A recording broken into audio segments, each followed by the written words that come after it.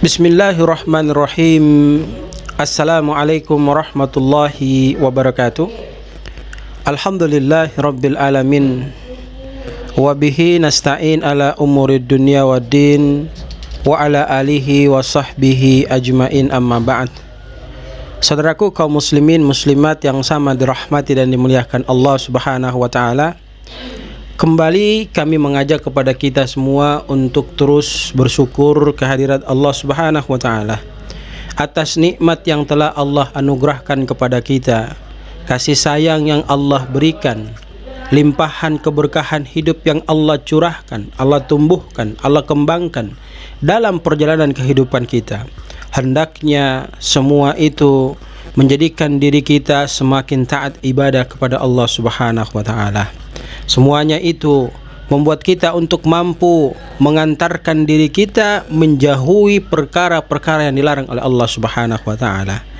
Karena kenikmatan yang Allah berikan adalah merupakan sebuah hadiah yang mestinya rasa syukur yang harus kita balas terhadap hadiah kenikmatan tersebut adalah taat ibadah kepada Allah, menjauhi larangan-larangan Allah Subhanahu wa taala. Salawat teriring salam semoga senantiasa tercurah limpahkan kepada junjungan kita Rasulullah Muhammad sallallahu alaihi wasallam, keluarga, sahabat, dan insyaallah sampai kepada kita.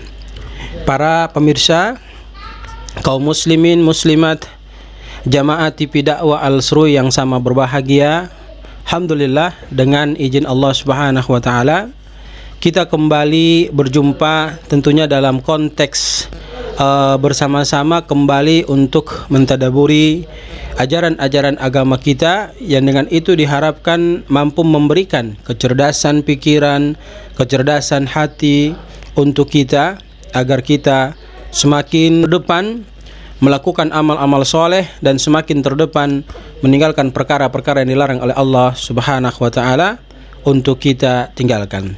Hadirin kaum muslimin muslimat, ayah bunda, para muhsinin dermawan, tuan-puan yang sama berbahagia, kita di kesempatan yang sangat berbahagia ini akan belajar terkait dengan tingkatan agama Islam. Sekali lagi, terkait dengan tingkatan agama Islam.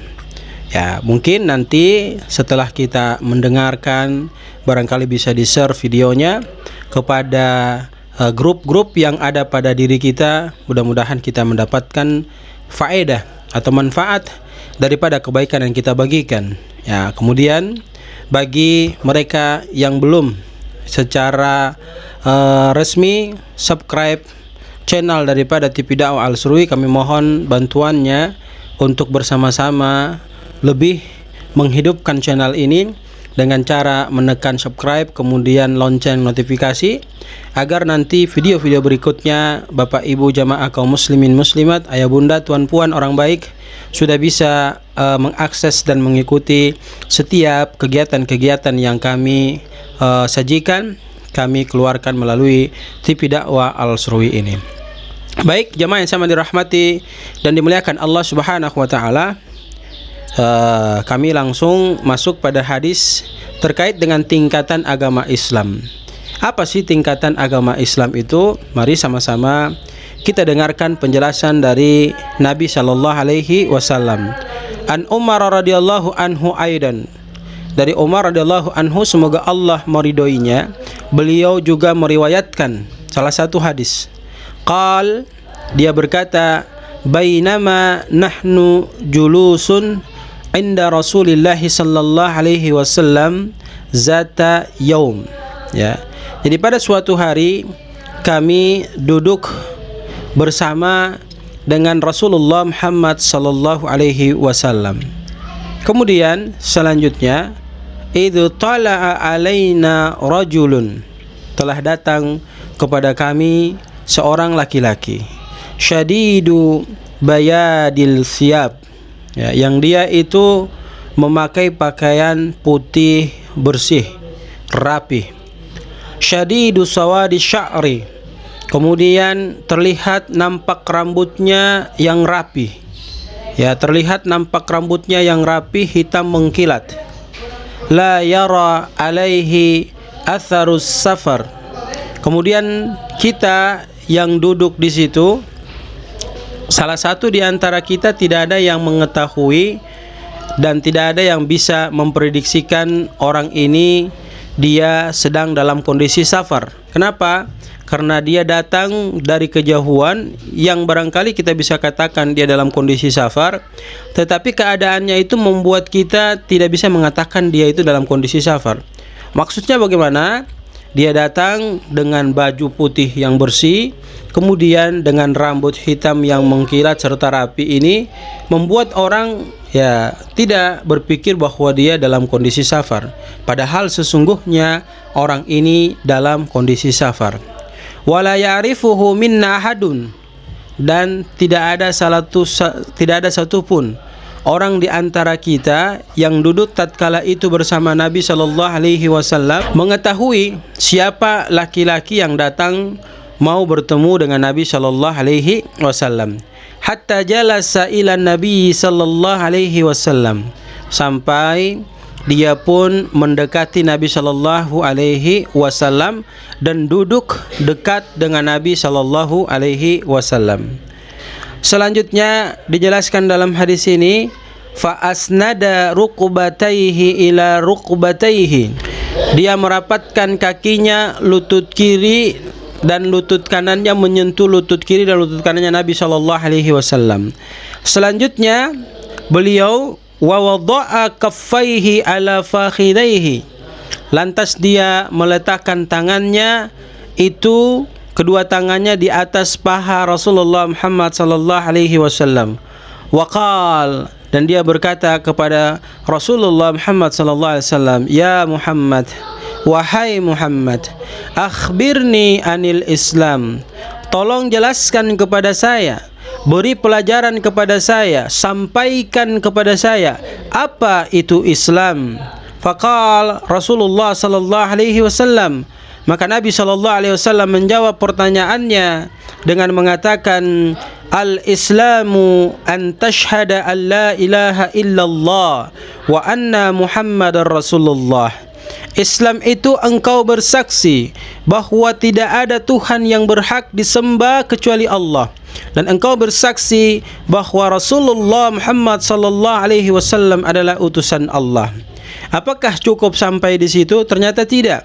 Dilanjutkan hadisnya oleh Nabi sallallahu alaihi wasallam dengan mengatakan, wa tuqimas shalah. Setelah kamu bersyahadat, bersaksi bahwa tidak ada Tuhan yang berhak disembah kecuali Allah, bahwa Rasulullah Muhammad sallallahu alaihi wasallam adalah utusan Allah, maka tugasmu setelah bersaksi itu adalah menjaga salat 5 waktu ketika kamu telah balik. Kemudian dikatakan wa tu'tiyaz zakah. Selanjutnya, ketika kamu diberikan kemampuan oleh Allah Subhanahu wa taala, harta yang berlebihan dan telah sampai pada nisab pengeluaran zakatnya, maka keluarkan zakatnya. Begitupun sedekahnya, begitupun infaknya, begitupun wakafnya. Lakukan semuanya ketika engkau mengaku dirimu Islam. Selanjutnya dikatakan wa tasumu Ramadan. Kamu apabila bertemu dengan bulan suci Ramadan, maka kalau keislamanmu mau sempurna, berpuasalah sebulan penuh di bulan suci Ramadan. Wa tahujjal baita in istata'ta ilaihi sabila.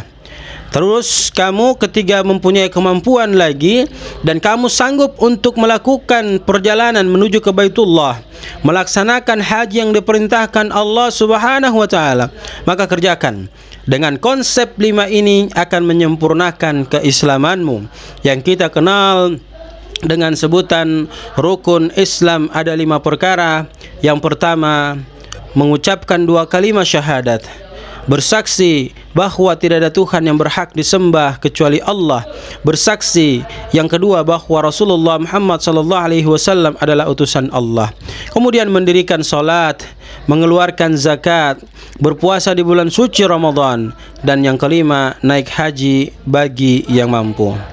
Setelah itu hadirin jamaah yang sama dirahmati dan dimuliakan Allah Subhanahu wa taala, beliau tidak lantas diam dari penjelasan Nabi sallallahu alaihi wasallam. Lantas beliau berkata, sadaqta, kamu benar, itulah Islam. Orang mengaku Islam harus bersaksi tidak ada Tuhan yang berhak disembah kecuali Allah, harus bersaksi bahwa Rasulullah Muhammad SAW adalah utusan Allah, mendirikan salat, mengeluarkan zakat, berpuasa di bulan suci Ramadan, naik haji bagi yang telah diberi kemampuan untuk melakukan haji. Lantas berikutnya dia duduk, kemudian dia mengatakan kepada Nabi sallallahu alaihi wasallam dengan kalimat sadaqta, kamu benar wahai Rasulullah. Fa ajibna lahu yas'aluhu wa yusaddiquhu. Kemudian Nabi menjawab pertanyaannya, lantas dia membenarkan apa yang disampaikan oleh Nabi sallallahu alaihi wasallam terkait penjelasan yang dia dengarkan dari Nabi sallallahu alaihi wasallam sesuai pertanyaan yang dia tanyakan. Lantas selanjutnya, qal fa akhbirni anil iman. Dia tidak diam lantung, dia tidak diam saja, dia melanjutkan pertanyaannya dengan mengatakan kepada Rasul sallallahu alaihi wasallam, ya Rasulullah, kalau begitu apa itu iman? Tolong jelaskan kepada saya. Maka Nabi sallallahu alaihi wasallam bersabda, antu'mina billahi wa malaikatihi wa kutubihi wa rusulihi wal yaumil akhir wa tu'mina bil qadri khairihi wa syarrihi. Iman itu, kata Rasul sallallahu alaihi wasallam, tu'mina billah, kamu beriman kepada Allah, wa malaikatihi, kemudian para malaikatnya, wa kutubihi, dan kitab-kitabnya, wa rusulihi, dan rasul-rasulnya, wal yaumil akhir, dan hari akhir, wa tu'mina bil qadri khairihi wa syarrihi. Kamu juga harus beriman kepada takdir baik dan buruk yang Allah berikan kepada perjalanan hidupmu. Lantas laki-laki itu menyampaikan, sadaqtah, kamu benar, bisa memberikan pencerahan jawaban terhadap pertanyaan yang saya tanyakan kepadamu wahai Rasulullah. Qal, maka dia berkata lagi kepada Nabi sallallahu alaihi wasallam, fa akhbirni anil ihsan. Tolong jelaskan kepada saya apa itu ihsan. Qal, Nabi sallallahu alaihi wasallam menjawab pertanyaannya dengan mengatakan, anta budallaha ka'annaka tarahu. Kamu menyembah Allah seakan-akan kamu melihatnya. Ini makna ihsan. Jadi ihsan adalah kamu menyembah Allah seakan-akan kamu melihatnya. Fa illam takun tarahu fa innahu yaraka. Kalau kau tidak mampu melihat Allah, maka yakinlah Allah Subhanahu wa taala melihat keadaanmu saat kau ibadah kepada Allah Subhanahu wa taala. Hadirin yang sama dirahmati dan dimuliakan Allah Subhanahu wa taala. Kemudian selanjutnya dia berkata lagi kepada Rasul sallallahu alaihi wasallam, fa akhbirni anisah.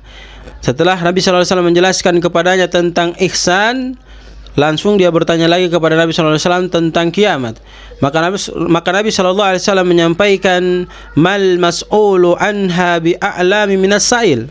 Ya, bukankah yang bertanya terkait dengan masalah kiamat itu lebih paham tentang kapan datang kiamat dibandingkan dengan yang ditanyakan? Qal, maka langsung dia melanjutkan pertanyaannya dengan mengatakan, fa akhbirni ani amaratiha. Tolong kamu sebutkan contoh-contoh atau tanda-tanda daripada kiamat tersebut. Qal, maka Nabi sallallahu alaihi wasallam bersabda, antalidal ammatu rabbataha wa antaral hufatal umratal alata ri'a asyai yatatawaluna fil bunyan. Ya, jadi kalau kau mau tahu tentang masalah tanda-tanda kiamat, yang pertama engkau melihat wanita pembantu itu melahirkan anak tuannya.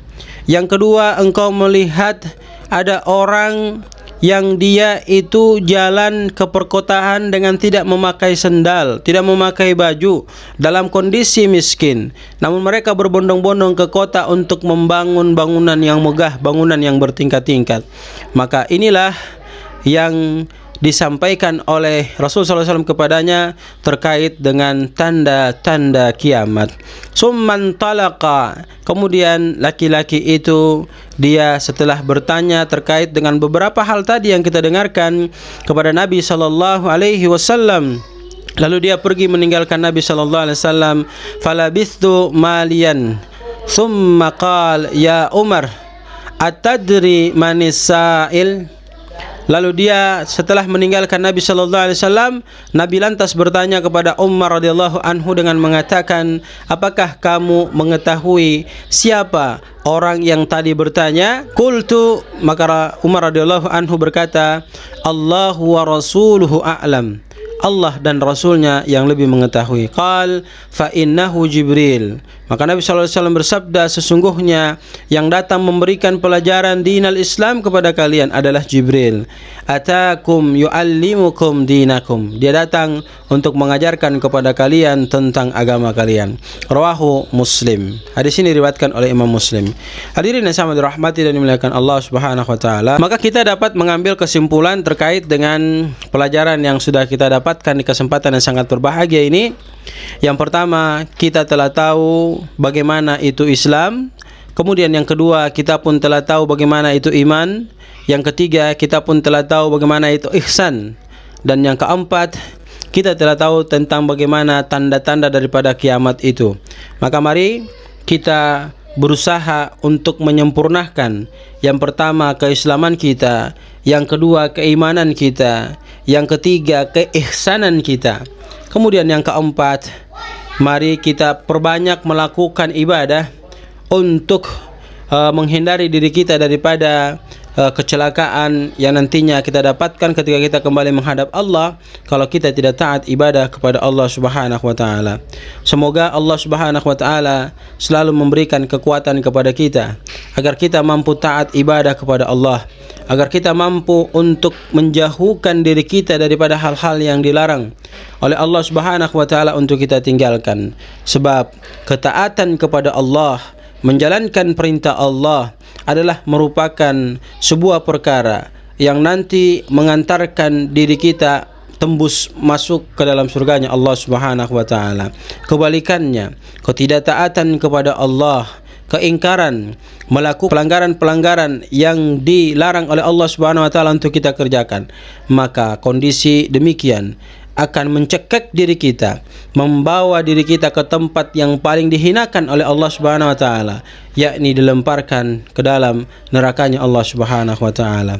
Maka marilah kita berusaha untuk menjadi yang terbaik, sebab orang yang baik adalah orang yang hari ini dia mampu merubah sikap dan kepribadiannya untuk menjadi jauh lebih baik dibandingkan dengan hari kemarin, dan hari esok akan jauh lebih baik daripada hari ini dan hari kemarin.